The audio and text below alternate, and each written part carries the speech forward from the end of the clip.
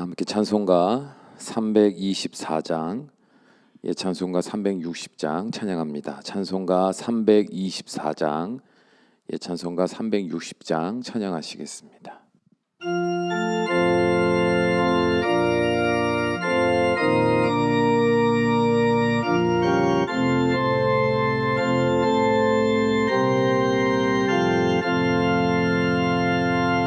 예수 나를 오라 하네, 예수 나를 오라 하네. 어디든지 주를 따라 주와 같이 가려네. 주의 인도하심 따라, 주의 인도하심 따라, 어디든지 주를 따라 주와 같이 가려네. 겟세마네 동산까지 주와 함께 가려 하네. 피땀 흘린 동산까지 주와 함께 가려네. 주의 인도하심 따라, 주의 인도하심 따라, 어디든지 주를 따라 주와 같이 가려네. 심판하실 자리까지 주와 함께 가려 하네. 심판하실 자리까지 주와 함께 가려네.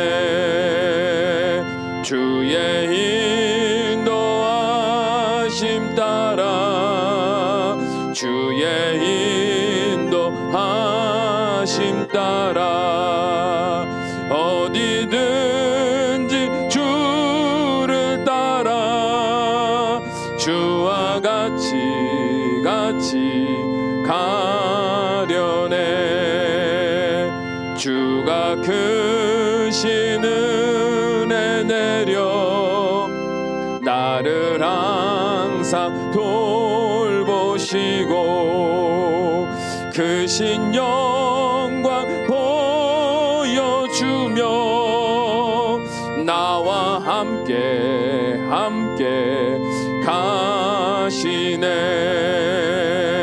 주의 인도하심 따라, 주의 인도하심 따라, 어디든지 주를 따라 주와 같이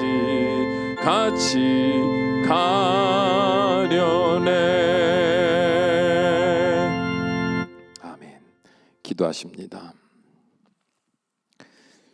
오늘도 우리와 함께 하시며 하늘의 문을 활짝 여시사 사랑하는 주의 귀한 자녀들에게 복되고도 복된 은혜를 허락하시길 원하시는 아버지 하나님, 그 중에 가장 큰 복은 하나님의 말씀이요 그 말씀에 담긴 생명이기에 오늘 우리에게 이 귀한 예배의 자리, 말씀의 은혜의 자리를 주신 줄로 믿습니다. 간절히 바라옵나니 우리의 마음 문을 활짝 열어 주시사 하나님의 그 거룩하신 뜻이, 우리를 사랑하여 주시는 그 음성이 우리 안에 아멘이 되게 하시고 믿음이 되게 하시고 삶의 변화가 되는 능력이 되게 하여 주시옵소서. 그러므로 어디를 가든 무엇을 하든 하나님이 예비하신 그 놀라운 복을 받아 누리며 이 땅에 하나님의 영광 드러내는 귀한 인생들 되게 하실 줄 믿사오며 우리 주 예수님의 이름으로 기도합니다. 아멘. 말씀 보시겠습니다. 오늘 함께 보실 말씀은 디모데후서 2장 3절에서 10절까지의 말씀입니다.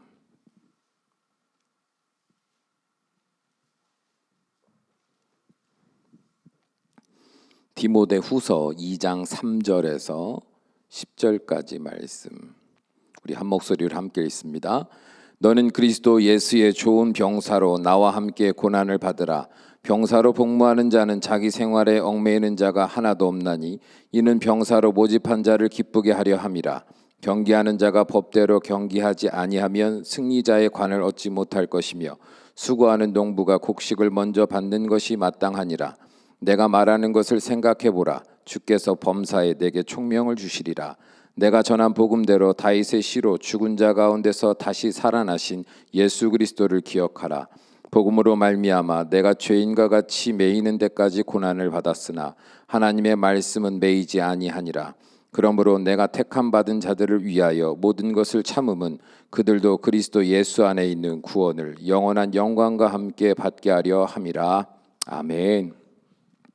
오늘 말씀의 제목은 충성된 자의 고난입니다. 여러분은 그리스도인의 고난에 대해서 어떻게 생각하십니까? 우리는 흔히 일상생활에서 경험하는 삶의 어려움, 고단함 등을 고난이라고 생각합니다. 그래서 육아의 어려움을 고난이라고 표현하기도 하고 직장생활에서의 고단함을 고난이라고 표현하기도 합니다. 물질의 문제라든지 건강의 문제, 인간관계의 문제들 또한 우리는 고난이라고 고백합니다.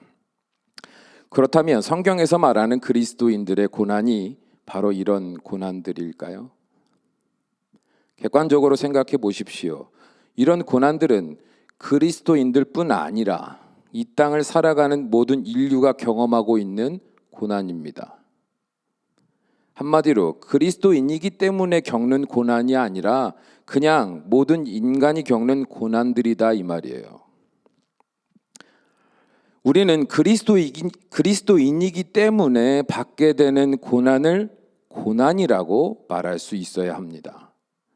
육상 선수이기 때문에 받게 되는 고난은 일반인이 받는 고난과 다른 것과 같이 그리스도인이라는 정체성을 가졌기 때문에 받게 되는 고난은 세상 사람들이 받는 고난과는 다릅니다. 이를 좀 더 자세히 알기 위하여서 성경에서 볼 수 있는 고난의 여러 사례들을 발췌하여 설명할 수도 있을 겁니다. 곧 예를 들어 출애굽한 이스라엘 백성들의 40년 광야에서의 고난 이야기나 욥의 고난, 다윗의 고난, 이스라엘 국가의 멸망과 포로 생활에 관련된 고난 등을 다양한 고난의 사례로 쪼개어 그리스도인의 고난을 설명할 수 있을 겁니다. 하지만 이 모든 고난의 근본적인 원인을 살펴보는 것이 우리에게 더 유익함이 있다고 생각합니다. 여러분은 과거 하나님의 택함을 받은 이스라엘이나 오늘날 예수 그리스도를 믿는 믿음을 받아 성도된 그리스도인들이나 그들의 공통점이 무엇이라고 생각하십니까? 하나님은 출애굽한 이스라엘 백성들에게 이렇게 말씀하셨어요. 레위기 26장 12절에 보면 나는 너희 중에 행하여 너희의 하나님이 되고 너희는 내 백성이 될 것이니라. 아멘. 곧 하나님은 이스라엘 백성을 택하셔서 하나님의 백성으로 삼으셨다 말씀하십니다. 그리고 하나님은 그들과 인격적인 사랑의 관계를 맺어 서로 한마음 한뜻으로 주의 거룩한 뜻을 이루어가는 충성스러운 백성이 되기를 원하셨습니다.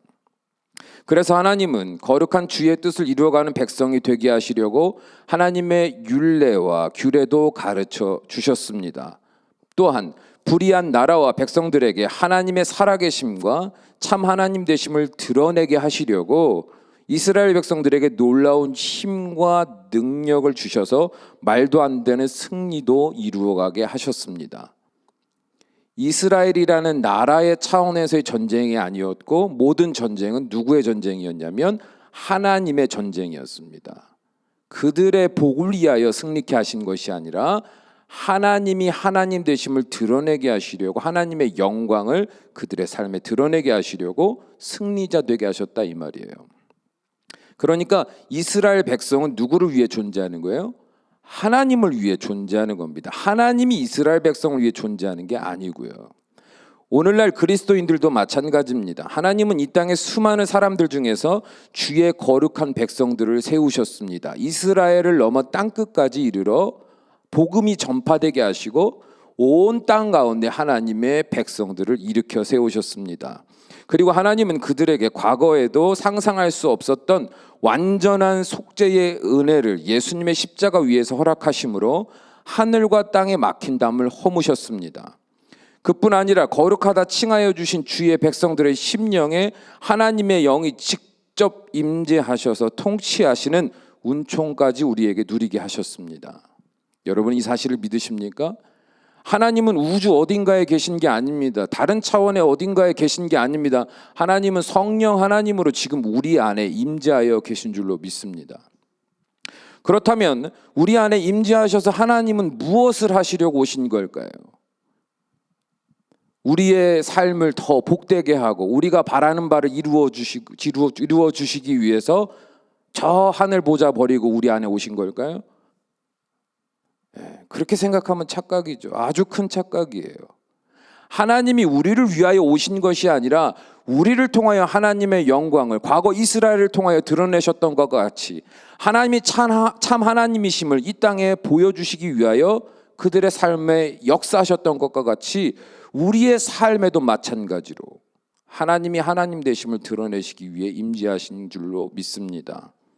그래서 우리는요, 그 거룩하신 하나님의 뜻을요, 과거 이스라엘 백성들하고는 비교도 안 될 만큼 놀라운 복음의 말씀으로 이 성경으로 보고 듣고 언제든 그 뜻을 알 수 있는 방편을 주셨고, 그뿐 아니라 예전에는 지도자나 제사장이나 왕에게만 임하였던 하나님의 영이 이제는 어린 아이에서부터 노년에 이르기까지 예수 그리스도를 믿어 구원받은 자라면 누구에게든지 성령 하나님으로 임재하셔서 그들의 삶 가운데 지혜롭게 하시고 분별하게 하시고 믿음으로 담대하게 하시고 어디서든 승리할 수 있는 복된 사람들이 되게 하여 주셨습니다. 그 이유는 뭐예요? 하나님의 영광을 드러내사 이 땅에 하나님의 거룩한 뜻을 이루시고 마침내 하나님이 예비하신 그 거룩한 나라가 이 땅에 이루어지게 하시기 위해서다 이 말이죠. 그렇다면 과거 이스라엘이나 오늘날 그리스도인들은요, 하나님의 특별한 은혜 안에서 늘 승리의 영광만을 누리며 살았습니까? 특별한 은혜, 말도 안 되는 은혜를요, 과거나 오늘이나 누리며 살고 있는데, 그렇다면 우리는 날마다 승리의 영광만을 누리며 살았냐 이 말이에요. 아닙니다. 영과 육의 고난을요, 끊임없이 받아야만 했습니다. 왜냐하면 하나님을 대적하는 사탄, 그 거짓의 영과 미혹의 영들이 쉴 새 없이 하나님의 거룩한 뜻이 우리 각 사람과 이 땅에 임하지 못하도록 막아섰기 때문입니다. 사탄은 아담과 하와를 미혹한 이후로부터 오늘까지도 끊임없이 세상의 주인 노릇하며 주의 백성들을 넘어뜨리려고 합니다. 여러분, 먼저 사탄은 하나님의 백성들의 심령 안에서 역사합니다. 심령 안에서. 여기서 중요한 것은 사탄이 우리의 죄의 본능 위에 집을 짓고 우리 안에서 주인 노릇하며 우리의 생각과 마음을 강탈한다는 겁니다. 곧 우리의 의사와 상관없이 강제적으로 빙의가 된 것과 같은 방식으로 우리를 지배하는 것이 아니다 이 말이에요. 사탄은 우리가 은밀히 감추어둔 그 죄를 올무로 삼아 우리를 넘어지게 만듭니다. 그래서 여러분 가끔 보면 신앙생활 하시는 분들 중에 가끔 보면 가족 구성원에 어떤 문제나 어떤 인간관계에서 어떤 문제가 있을 때 그 사람 안에 뭐 사탄이 들어가서 그런다, 귀신이 들어가서 그런다 그러고 팍 세게 기도해서 그 사람 안에 있는 걸 물리치면 건강해진다 막 이런 이야기들을 하시는 분들이 종종 있는데, 여러분 그게 성경에서 맞는 논리입니까? 아니에요. 사탄이 그 안에서 역사에서 무슨 생각 마음 다 빼앗고 본인 의지까지 다 올가매가지고 원치도 않는데 막 저절로 이런 나쁜 짓을 하고 나쁜 말을 하고 가정을 무너뜨리는 게 아닙니다. 죄의 본능 위에 죄를 무기 삼아 미혹하고 유혹하고 상상하고 추측하고 그렇게 확신케 하여 스스로 선택하는 그런 행위가 되게 만드는 게 사탄의 역할이거든요. 사탄을 물리치는 것만이 사탄을 몰아내는 것만이 정답이 아니에요. 근본적으로 뭐가 없어야 되는 거예요? 예수 그리스도를 영접하고 마음으로 진실로 믿어 그 안에 사탄의 집터가 되고 사탄의 무기가 되는 죄의 본능이, 그 죄의 영향력으로부터 자유를 얻어야 비로소 참된 안식을 얻게 되는 거다 이 말이에요. 그러니까 죽기 사역이 중요한 게 아니에요. 예수님의 사역에서 분명히 귀신들을 쫓아내셨지만 그게 핵심 사역은 아니었습니다. 그들을 구원하는, 그들이 사탄이나 귀신들로부터 영원히 자유로울 수 있는 유일한 방법은 뭐예요? 예수 그리스도 안에서 죄가 사함을 받고 그 안이 정결케 되어 하나님의 영이 다스리시는 나라가 되면 사탄은 더 이상 그 안에서 주인 노릇 하지 못하게 된다 이 말이죠. 이게 핵심이다 이 말입니다. 아담과 하와가 선악과를 먹은 이유가 뭡니까? 사탄이 그들의 심령을 틈타서 강제적으로 그 선악과를 먹게 만든 겁니까? 아닙니다. 그들의 마음 안에 이미 존재하고 있었던 하나님에 대한 의심, 그리고 더 많은 것에 대한 탐심의 약점을 파고들어 그들을 유혹하였고 스스로 그 유혹을 선택하여 넘어지게 만든 것이 사탄입니다. 오늘날도 마찬가지예요. 수많은 그리스도인들은요, 하나님의 거룩한 말씀과 은혜를 따라서 살아가는 것처럼 보이지만 막상 그들의 내면에는 감추어둔 죄의 실체들로 가득합니다. 지금 자신이 죄의 본능을 따라서 살아가고 있음도 깨닫지 못한 채 방치해 놓은 죄들이 가득하다 이 말이에요. 심지어 하나님의 말씀으로 드러나게 하신 죄악조차도 회개하여 자신의 삶에서 쫓아내지 않고 게으름과 나태함으로 일관하며 방치해 둡니다. 그러다 보니 사탄이 우리의 심령 안에서 사용할 무기가요 차고 넘칠 수밖에 없습니다. 그들은 그 죄의 본능으로 우리를 쉴 새 없이 미혹합니다. 거짓말로 우리를 두렵게 하고 초조하게 만듭니다. 그래서 어떻게 해서든지 우리로 하여금 하나님의 곁을 떠나서 스스로 멸망의 길로 내달리도록 독촉합니다. 그 결과 수많은 그리스도인들은 하나님보다 돈을 더 신뢰하며 살아갑니다. 지금 자기가 이상하다는 걸 의식하지 못해요. 하나님이 없으면 못 삽니다가 아니라 돈이 없어서 내가 못 삽니다. 돈이 없어서 내가 불행합니다. 라고 생각하고 믿고 있는 자신이 지금 이상하다는 것을 전혀 깨닫지 못해요. 하나님보다 세상의 권력과 세상 사람들의 평가를 더 두려워하며 살아갑니다. 하나님 안에서 누리는 참 기쁨보다는 세상이 주는 쾌락의 기쁨을 인생의 낙으로 여기며 살아갑니다. 주의 성전에 나와 예배하며 하나님이 주시는 은혜를 경험하며 마음이 평안해지고 내 안에 기쁨이 찾아오고 화목해 되는 기쁨이 누리는 그런 삶이 아니라 교회를 떠나 교회를 벗어나 얻는 기쁨을 진짜 기쁨으로 누린단 말이에요. 근데 그런 자신이 이상하다는 생각을 안 해요. 그건 뭐예요? 그만큼 오랜 세월 동안 내 내면이 거짓의 영에게 강탈되어 그들이 이끄는 대로 살아왔다는 증거 아닙니까? 이것을 뭘로 설명할 수 있어요? 잘 몰라서 그러면 그럴 수 있다라고도 치겠지만, 예수님 믿은 지 뭐 일주일밖에 안 돼서 한 달밖에 못해서, 아니 근데 생각해 보세요. 수십 년을 믿었는데, 수십 년의 말씀을 들었는데, 수십 년 동안 기도해 왔는데 여전히 하나님이 아닌 세상의 것들에 내 생각과 마음이 완전히 빼앗겨서 살아가고 있고, 그것이 너무나 익숙해서 그런 내가 이상한지조차도 깨닫지 못한 채 살아가고 있다면 여러분, 그 안에 지금 무슨 일이 일어나고 있는 걸까요? 그뿐 아니라 사탄은 자신이 다스리는 자들을 불의의 무기로 삼아 교회와 세상을 혼란에 빠뜨립니다. 수많은 그리스도인들은 자신이 생각하는 것과 마음먹는 것이 하나님의 말씀과 정반대인 것을 깨닫지도 못한 채 죄의 본능과 그 기준을 따라서 말하고 행동합니다. 다툼을 만들고 분란을 일으킵니다. 편을 가르고 미움과 분노로 하나님과 사람을 대적합니다. 그래서 하나님의 뜻을 겸손히 따르는 자들을 고통스럽게 합니다. 그들을 비참하게 만들어요. 계속해서 핥히고 물어뜯고 할 수만 있다면 어떻게 해서든지 가정과 교회를 무너뜨리려고 작정한 사람과 같이 살아갑니다. 이상하죠. 하나님의 말씀과 정반대로 살고 있는데 본인은 그걸 깨닫지 못합니다. 이게 소름 끼치는 거예요. 그렇다면 이 치열한 영적 전쟁 속에서 그리스도인들은 어떻게 살아야 합니까?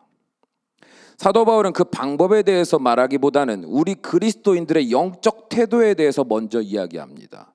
왜냐하면 현재 상황에 대한 올바른 인식에서 비롯된 태도가 바르게 세워져야만 그 안에 올바른 방법과 결단이 세워질 수 있기 때문입니다. 오늘 말씀 3절에서 4절 말씀 다시 한번 읽어보겠습니다. 3절에서 4절 말씀 함께 있습니다. 너는 그리스도 예수의 좋은 병사로 나와 함께 고난을 받으라. 병사로 복무하는 자는 자기 생활에 얽매이는 자가 하나도 없나니 이는 병사로 모집한 자를 기쁘게 하려 함이라. 아멘. 여러분은 지금 사도 바울이 그리스도인의 삶의 태도에 대해서 병사로 비유한 이유가 이해되십니까? 이 비유에는 그리스도인의 정체성에 대한 분명한 인식이 전제되어 있는데요. 곧 그리스도인은 이 세상을 따르는 자들과 구별된 하나님의 백성이요, 이 땅의 주의 거룩한 나라를 확장시키는 사명자로서 이 사명을 이루기 위해서 목숨을 걸고 싸워 나가는 사람들이라는 의미가 담겨 있는 겁니다. 내 안에 내적으로, 그리고 내 안에 외적으로 말이에요. 하지만 이런 영적인 태도를 가지고 살아가는 것은 결코 쉽지 않습니다. 여러분, 아침에 눈을 딱 떴을 때 그때부터 지금 이 자리에 오기까지 여러분 안에 어떤 영적 싸움이 있었는지 기억이 나십니까? 사소한 감정, 사소한 태도, 사소한 말 한마디, 표정, 어떤 사람에 대하여 생각하는 것, 마음 먹는 것, 여러분 그 모든 것들 가운데 하나님의 거룩하신 뜻이 이루어졌습니까? 승리하셨습니까? 골치 아프죠. 아유, 목사님 그걸 어떻게 일일이 다 합니까? 그걸 내가 어떻게 다 일일이 그거를 싸웠네 안 싸웠네 그럽니까? 그래서 많은 사람들이요 피곤하게 생각해요. 이 싸움을요. 누가 옆에서 조언해주면 나도 아는데 안 되는 걸 어떡하라고 그러냐면서 막 짜증 부려요. 그러면 우리는 좋은 병사로서 하나님의 택함 받은 자요, 하나님의 영광을 위하여, 하나님의 나라를 위하여 특별한 부름을 받고 특별한 은혜까지 받은 우리는 그러면 결국에는 아무런 싸움도 할 수 없는, 무지하여 이길 수도 없는 그런 존재를 그냥 살아가야만 하는 겁니까? 그럼에도 불구하고 우리가 좋은 병사로 살아갈 수 있는 것은 주님이 우리와 늘 함께 계시기 때문입니다. 이게 정말 중요한 거예요. 어느 선교사가 여러 해 동안 아프리카에 수많은 열정과 노력을 쏟아 부었음에도 불구하고 선교 열매를 거두지 못했습니다. 그러던 어느 날 큰 아들과 작은 아들이 병에 걸려서 시름시름 앓다가 세상을 떠났습니다. 두 아들을 잃은 충격에 부인도 얼마 지나지 않아 세상을 떠나고 말았습니다. 그 선교사는 한꺼번에 두 아들을 잃고 부인마저 세상을 떠나보낸 슬픔에 비관하게 됩니다. 하나님께서는 왜 나에게 이런 큰 시련을 주실까? 나에게 이 선교가 도대체 무슨 유익이 있는가? 그는 고민하다가 결국 선교를 포기하기로 결심했습니다. 그는 모든 짐을 싸서 고향인 미국으로 돌아가는 배에 탔습니다. 마침 그 배에는 휴가를 얻어 아프리카에서 사냥을 하고 돌아오는 미국의 대통령이 타고 있었습니다. 배가 샌프란시스코에 도착하였을 때 대통령을 맞이하기 위하여 온 수많은 사람들이 선착장에 나와 있었습니다. 군악대들의 예포 소리와 함께 붉은 주단이 깔리고 사람들이 환호했습니다. 대통령이 선착장을 빠져나가자 군악대의 나팔 소리도 멈추고 사람들도 모두 돌아갔습니다. 그 뒤를 선교사는 홀로 고독하게 내려오면서 이런 생각을 했습니다. 휴가를 갔다 오는 대통령은 저렇게 큰 환영을 받는데 선교를 하다가 두 아들과 부인을 잃고 돌아오는 나를 맞이하는 사람은 아무도 없구나.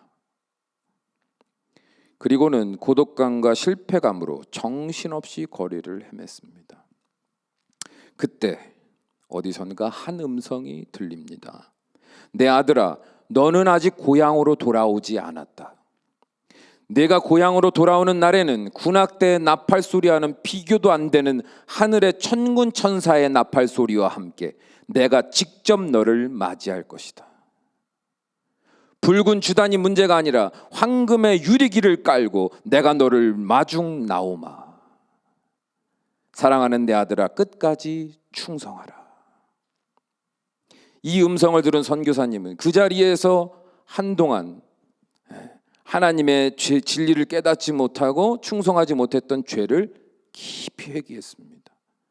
그리고 다시 아프리카로 돌아가 마지막까지 충성을 다했습니다.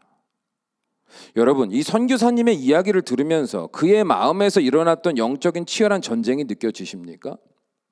처음에 선교를 온 가족과 떠났을 때는요, 그의 마음에는 하나님을 향한 신뢰가 가득했을 겁니다. 그 길로 인도하신 분이 하나님이셨으니까요. 그러나 가족 모두가 죽고 난 후 그의 마음에는 깊은 슬픔과 절망이 찾아왔습니다. 누가 그 마음의 큰 아픔을 이해할 수 있겠습니까? 마음이 약해졌습니다. 심지어 하나님이 보내신 이 선교의 사명이 나에게 옳은 것인가? 내가 제대로 된 순종을 한 것인가라는 의심이 싹트기 시작합니다. 그때 사탄은 어떻게 하는 거예요? 가만히 있지 않는 겁니다. 그 틈을 놓치지 않습니다. 그 기회를 붙잡고 그의 머릿속에 이런 생각들을 쏟아붓습니다. 하나님께서는 왜 나에게 이런 큰 시련을 주실까? 나에게 이 선교가 무슨 유익이 있는가? 고민 끝에 그런 생각이 떠올랐단 말이죠. 이 생각들은 결국은 하나님께로 나아가게 하는 생각입니까? 아니잖아요. 하나님을 부정하게 하는, 하나님을 의심케 하는 생각들입니다. 방향성이요, 구원을 향하는 방향이 아니라 구원이 아닌 방향으로 이루어가게 하는 거죠. 그 생각에 빠진 거예요.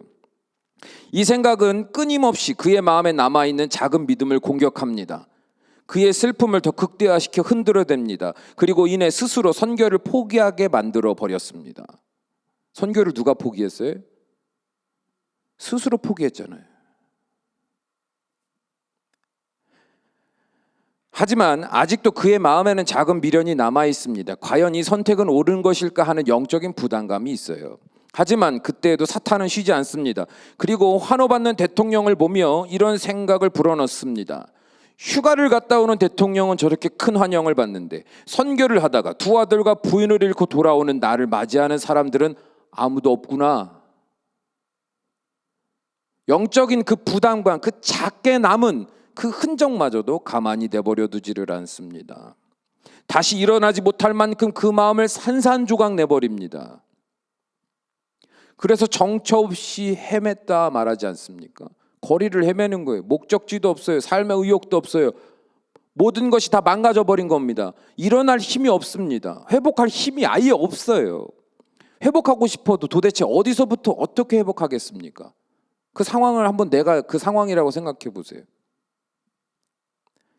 사탄은 아마도 그 안에서 흐뭇하게 웃고 있었을 겁니다. 더 이상 하나님의 사명을 이루어갈 수 없을 거라고 말해요. 그때 하나님이 그를 불쌍히 여기시고 말씀하십니다. 뭐라고 말씀하셨어요? 내 아들아, 너는 아직 고향으로 돌아오지 않았다. 내가 고향에 돌아오는 날에는 군악대 나팔 소리와는 비교도 안 되는 하늘의 천군 천사의 나팔 소리와 함께 내가 직접 너를 맞이할 거다. 붉은 주단이 문제가 아니라 황금의 유리기를 깔고 내가 너를 마중 나오마. 사랑하는 내 아들아, 끝까지 충성하라. 하나님의 이 음성은 그의 마음에서 어둠을 물리치고 그의 작은 믿음에 믿음을 더하시는 능력의 말씀이 되게 하셨습니다. 그리고 이 선교사님은 신실하신 하나님을 향한 믿음을 굳게 붙잡고 결국 이 시험과 유혹을 이겨내고 승리하게 됐습니다. 간단한 예와 같지만 이 안에 담겨 있는 그 상황들을 한번 우리가 유추해 보자 이 말이에요. 결국 말할 수도 없는 절망 속에서, 고난 속에서 이 선교사님이 끝까지 선교 사명을 완수할 수 있었던 이유는 뭡니까?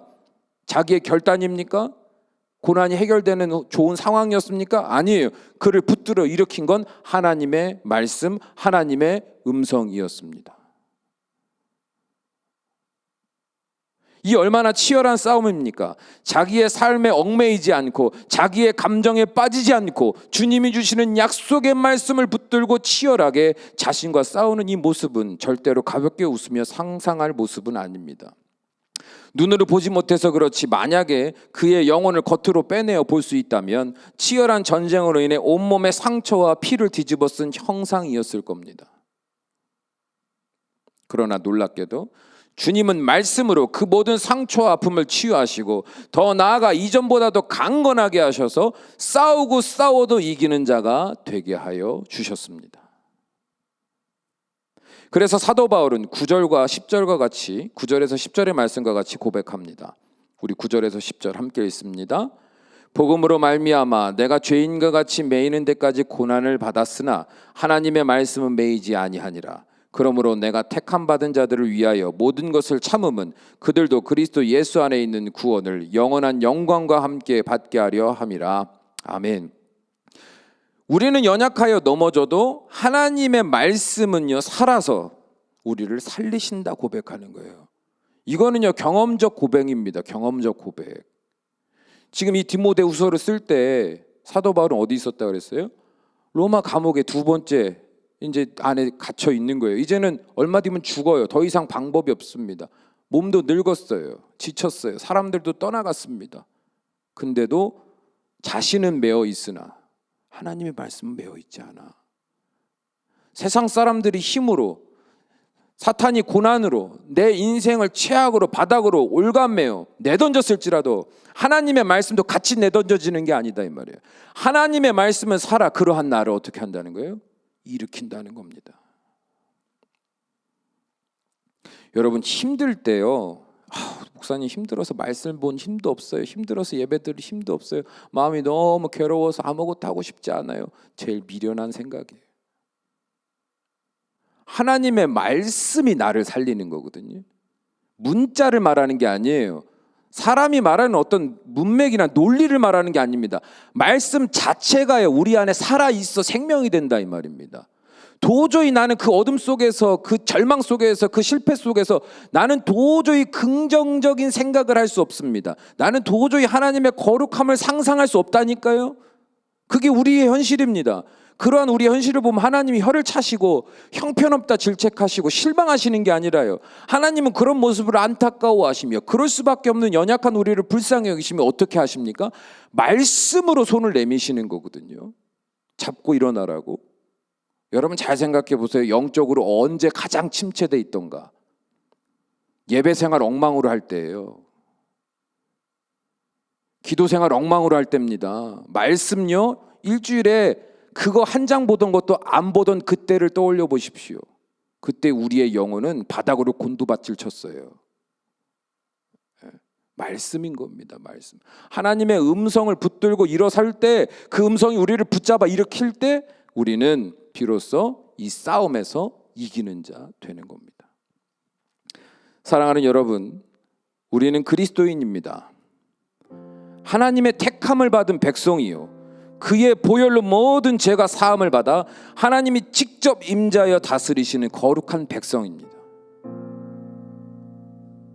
그래서 우리는 우리의 왕 대신 그 하나님의 뜻을 위하여 목숨까지 내어 던질 각오로 이 땅을 살아가야만 하는 자들입니다.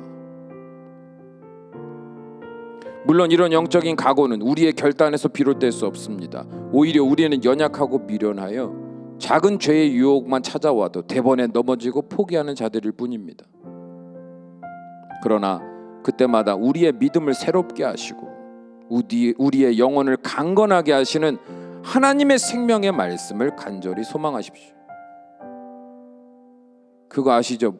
너무 몸이 죽을 것 같아가지고 여러분 너무 죽을 것 같아서 누워 있습니까? 너무 죽을 것 같아도요 살기 위해서요 벽을 붙잡고 한 걸음 한 걸음 떼서라도 병원으로 달려가고 약국으로라도 걸어가는 게 우리 아닙니까? 여러분 그런 마음이란 말이에요. 활기차게 주님께 나아갈 힘 당연히 없죠. 그러나 포기하지 말고 주의 성전을 향해 나아가야 된단 말입니다. 기어서라도 나아가는 심정으로 하나님, 내가 도저히 거룩함으로 삼할 수 없지만 나아갑니다. 왜요? 오직 그곳에만이 나의 생명이 있고 나의 구원이 있고 나의 승리가 있으니까요. 거기밖에 없어요. 에이, 목사님 그게 쉽지 않아요, 이렇게 말씀하고 싶습니까? 그럼 한 가지 여쭤보고 싶어요. 그래서 그냥 그대로 사실 생각입니까? 그냥 그렇게 사실 거예요? 영적인 치열함이 부담스럽고 버거워서 포기하고 싶으십니까?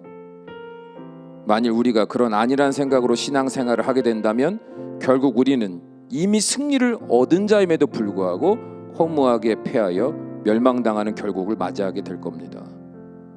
돈은 포기해도 됩니다. 건강, 명예, 자존심 따위 다 포기해도 됩니다. 그래도 삽니다.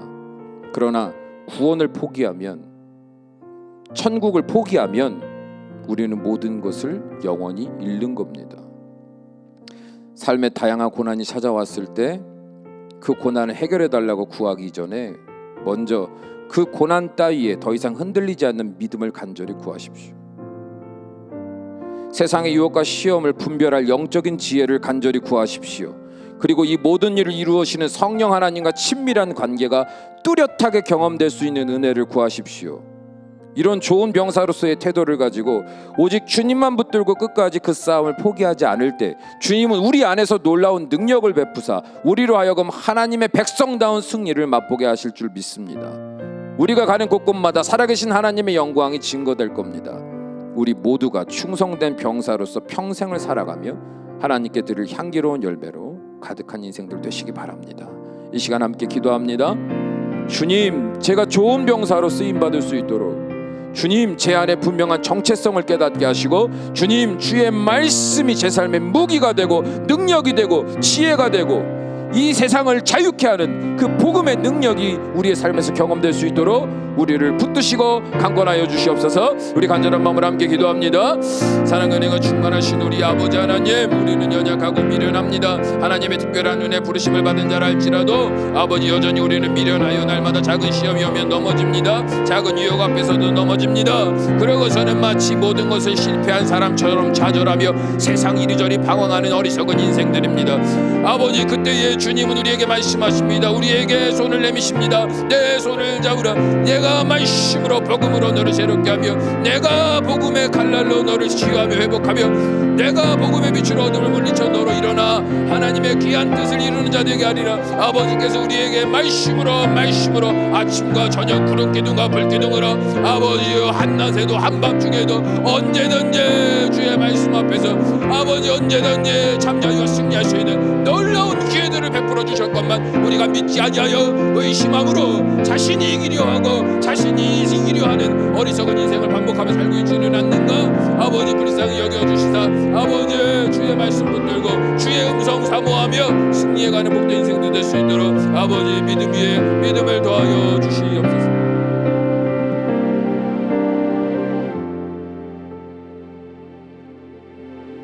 살아계신 하나님, 저희들을 주님의 자녀 삼아주시고 주님 나라 백성 삼아주실 뿐만 아니라 그리스도의 좋은 군사로 불러주셔서 주님 앞에 서는 그날까지 믿음으로 영적인 싸움 싸우게 하시니 감사를 드립니다.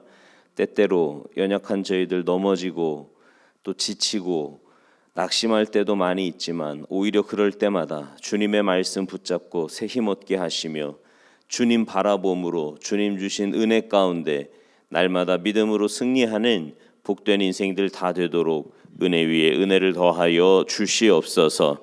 이제는 우리 주 예수 그리스도의 구속의 크신 은혜와 하나님의 크고 놀라우신 사랑과 성령님의 역사하심이 오늘 이 시간 주님 앞에 나와 예배하는 또 방송으로 예배하는 주님의 귀한 백성들 머리 위에와 저들의 가정 위에 지금으로부터 영원토록 함께 하시기를 간절히 축원하옵나이다. 아멘.